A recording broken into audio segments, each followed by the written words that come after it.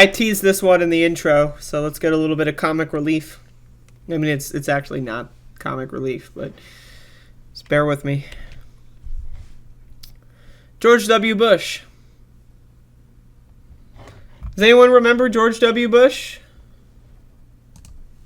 Personally, I do. I remember.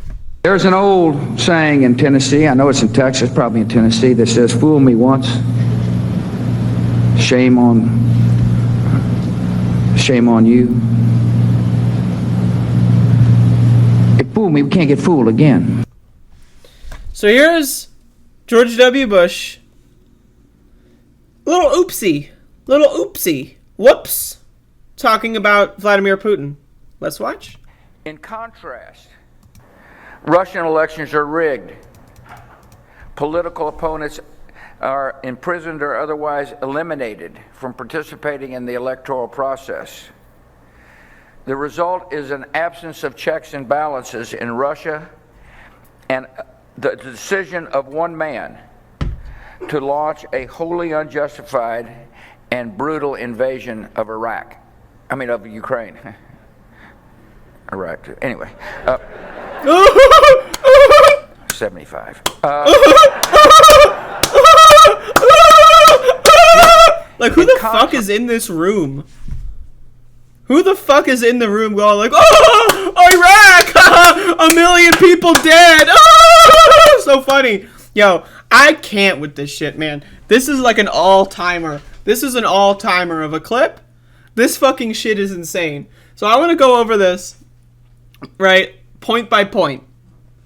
Does anyone know what happened in 2000? This might be a shocker.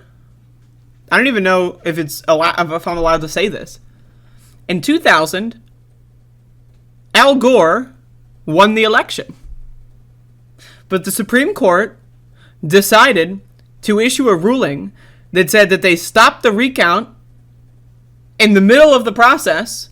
Now, again, we can criticize Al Gore's campaign for not demanding a statewide recount or whatever. You can do a lot. You can talk a lot about 2000.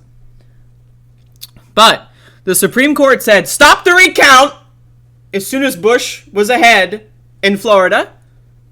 By the way, who's governor of Florida in 2000? Oh, right, Jeb Bush. George Bush's brother.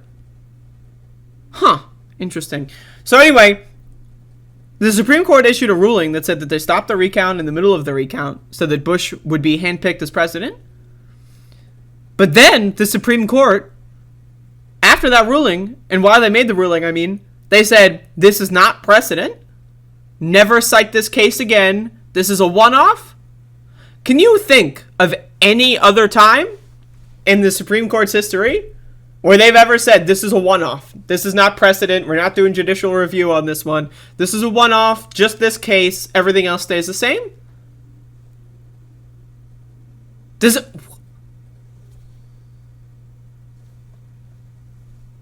So, with that context, let's play this again.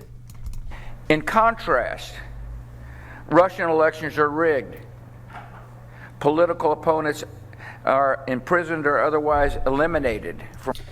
The United States has the highest prison population of any country. If the United States incarcerated population was its own country, it would be one of the largest countries population-wise in the world. From participating in the electoral process.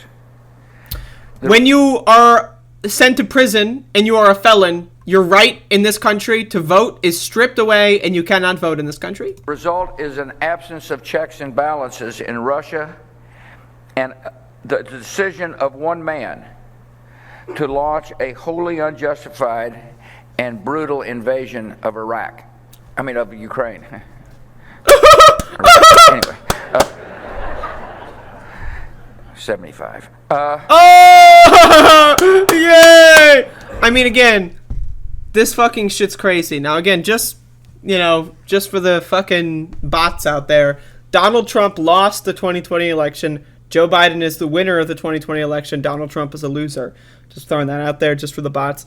But again, this fucking shit is crazy.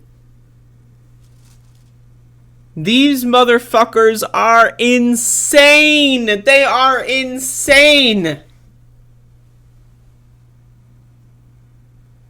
And the people in the room are just laughing.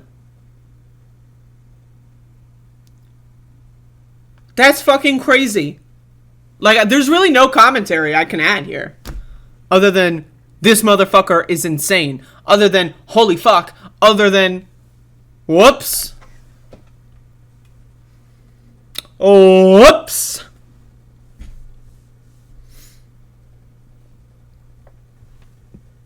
Is there anything else? I mean, like, do I need to, like, go more in depth? I think everyone who would ever click on this is understanding just how depraved these people are and how hypocritical they are.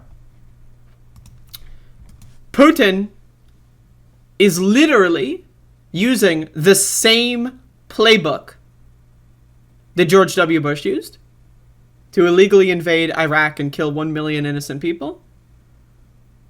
Putin said that Ukraine has biological weapons, that they're gonna kill everyone with these biolabs. Yeah.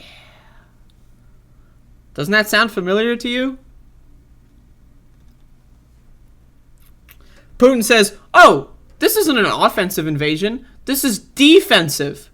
We're entering another country and mass slaughtering civilians to defend ourselves? Huh.